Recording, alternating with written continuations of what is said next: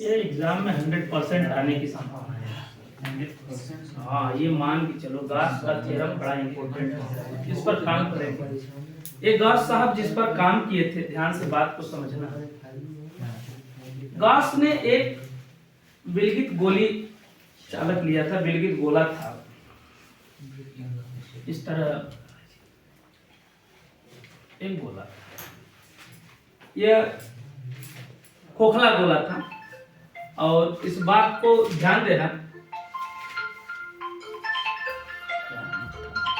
खोखला गोला था। और एक बात ध्यान रहे कि गॉस का जो थ्योरम है वह बंद पृष्ठ के अंदर, हाँ, बंद पृष्ठ के अंदर ही काम करेगा, खुले पृष्ठ पर इनका नियम लागू नहीं होता। उन्होंने कहा कि ये कोई खोखला गोला है, इस पर मैं कोई एक प्लस क्यू आवेश चार्ज करता हूं। जैसे ही इस खोखले गोले पर प्लस क्यू आवेश देता हूं, यहां से विद्युत फ्लक्स क्या होता है, निकलने लगता है। यहां से क्या होने लगता है, विद्युत फ्लक्स। मैंने मान लिया कि इस गोले का जो ये सरफेस एरिया है, ठीक, और आवेश देने पर फ्लक्स क्या होने लगा, बाहर की तरफ जाने लगा, तो इसके पृष्ठ पर जाने लगा, पृष्ठ पर ये फ्लक्स क्या होने लगा।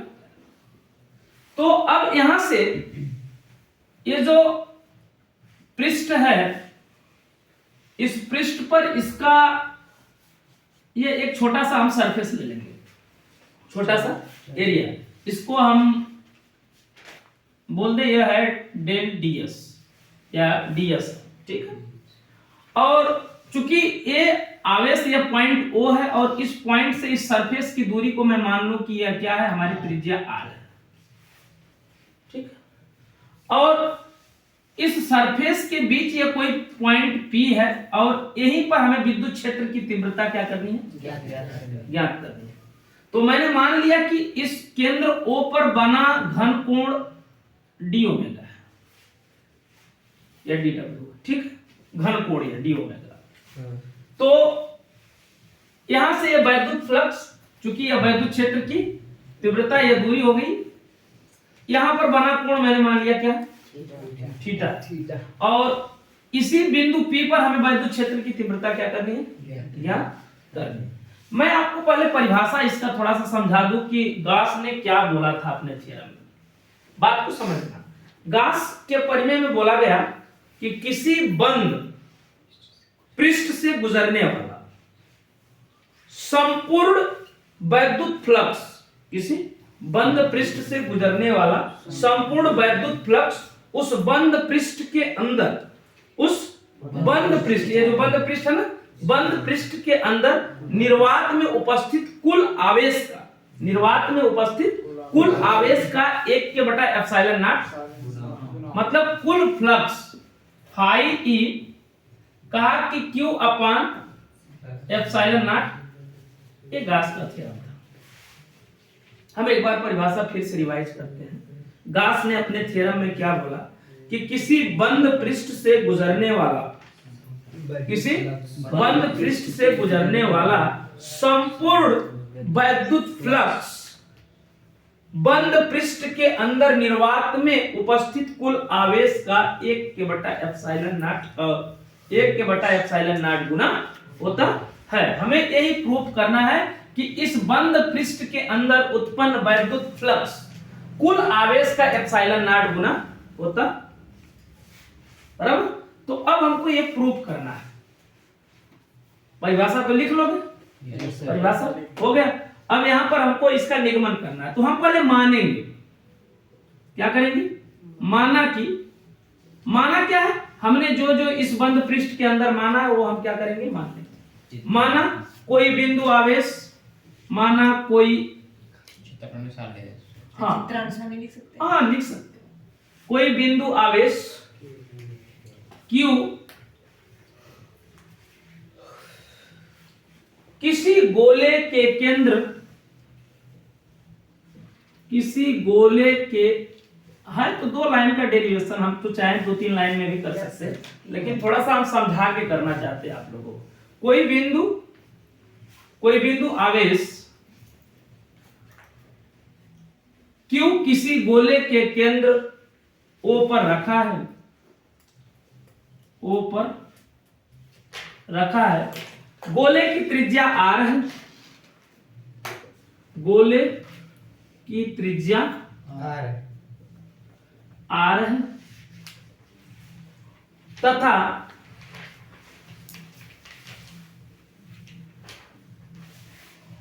R है, तब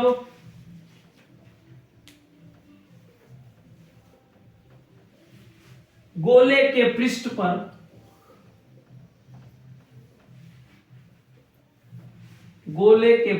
पर स्थित किसी बिंदु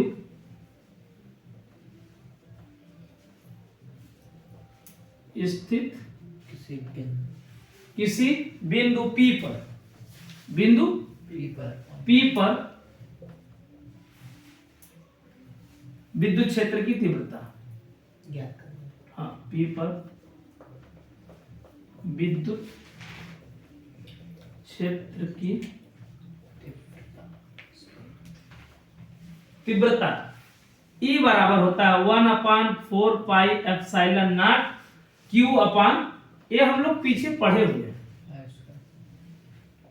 ये हम लोग क्या है पीछे पढ़े हुए हैं, बात समझ में आई? तो अब यहां से हम निकाल लें, अतः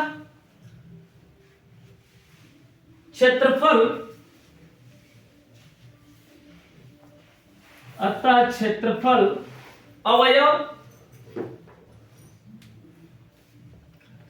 ds से गुजरने वाला विद्युत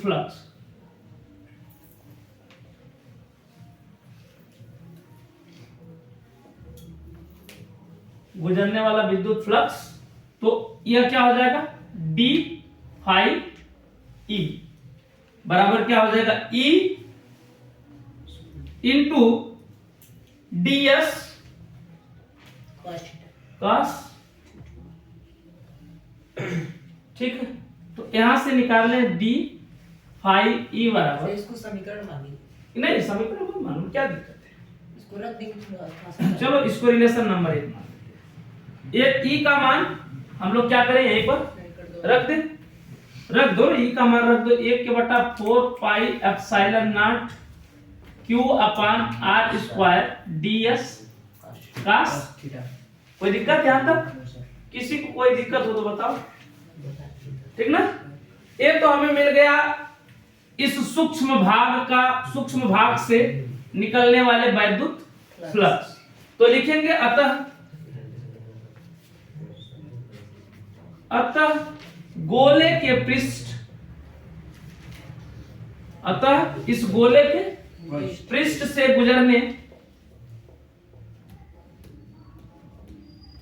गुजरने वाला संपूर्ण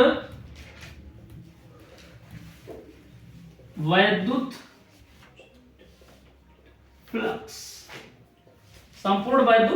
फ्लक्स फाई E बराबर, अब संपूर्ण जब आ गया तो इसका इंटीग्रेशन करना पड़ेगा, इंटीग्रेशन क्या हो जाएगा, d फाई, इस छोटे से भाग का हम लोग क्या करेंगे, इंटीग्रेशन कर देंगे, ठीक है। तो अब यहाँ पर d फाई E बराबर इंटीग्रेशन, ये कितना दिया भाई, 1/4 pi epsilon not Q upon R square ds cos, कोई दिक्कत नहीं ना। अब देखो एंगल ds नहीं dw कर लेना, एक मिनट हाँ एक नहीं ठीक।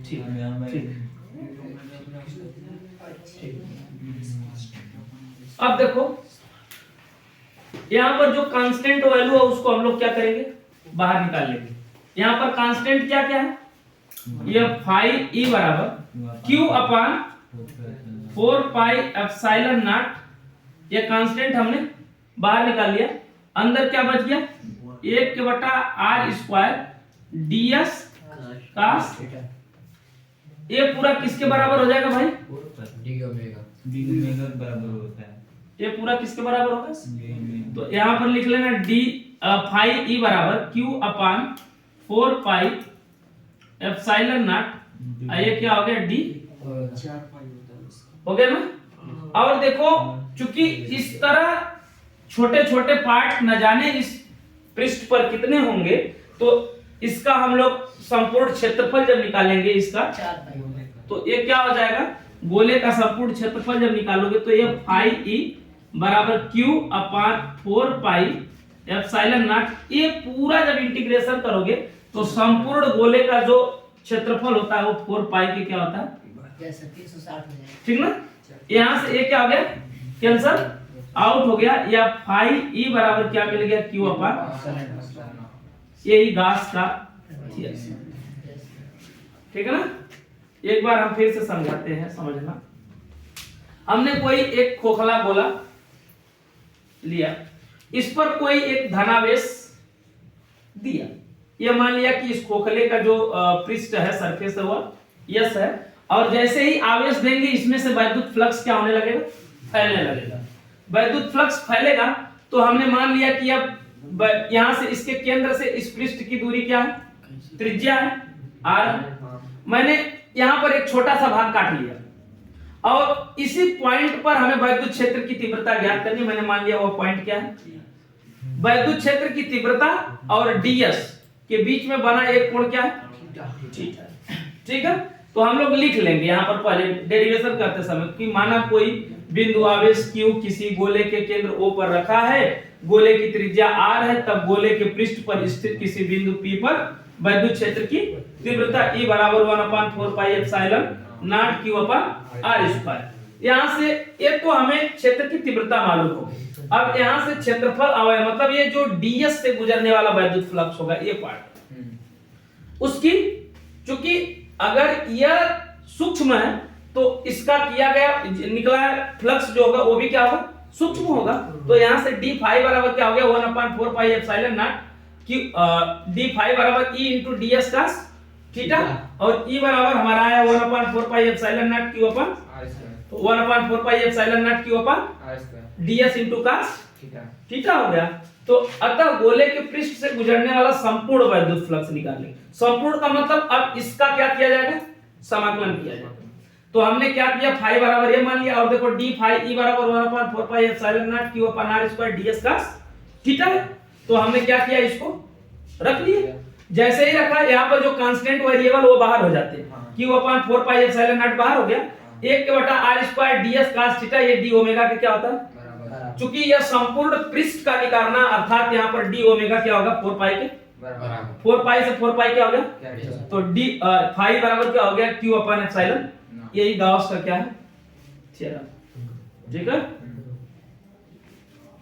अब अनुप्रयोग कुछ हाँ बता देते।